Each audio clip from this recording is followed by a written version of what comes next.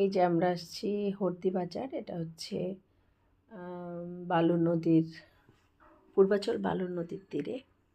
এখানে আমরা বসে আছি আর নদীটা এখন অনেক ছোট হয়ে গেছে।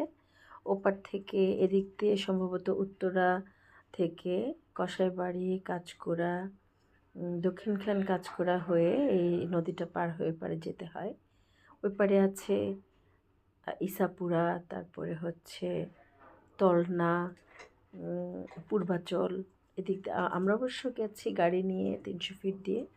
তারপর আমরা নদীর পাড়ে যেয়ে বসলাম, দেখলাম যে বোট ভরে ভরে এপার থেকে ওই পারে, ওই পার থেকে এপারে লোক আসছে। আমরা ওই বাজার থেকে নানা রকমের খাবার কিনে খেলাম। সূর্যাস্ত যাচ্ছিল তখন।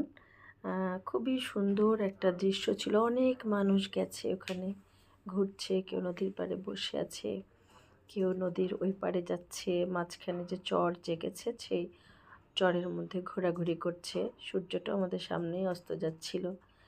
তারপর আমরা গেলাম সবজির এখানে। টাটকা সব সবজি আশপাশের গ্রাম থেকে আসছে। ভাবিরা কেউ কেউ সবজি কিনছিল, কেউ দামাদামি করছিল। আর নাসরিন ভাবি আবার তার পরিচিত একজন পেয়ে গেল, তাদের গ্রামের ভাবির মামাদেরকে চেনে সবজিওয়ালা, তার সাথে আবার কথা বলছিল। ওনারা নিজেদের জমির ফসল নিয়ে আসছে এখানে।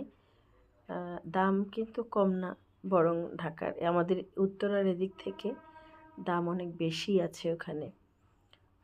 যদিও সবজিগুলি ভালো, টাটকা নিজেদের জমির সবজি। তারপর আমরা টুকটাকি ওইখান থেকে কেনাকাটা করলাম সবজি কিনে টিনে। তারপরে আমরা সন্ধ্যা আগ পর্যন্ত সবজির ওখানেই থাকলাম।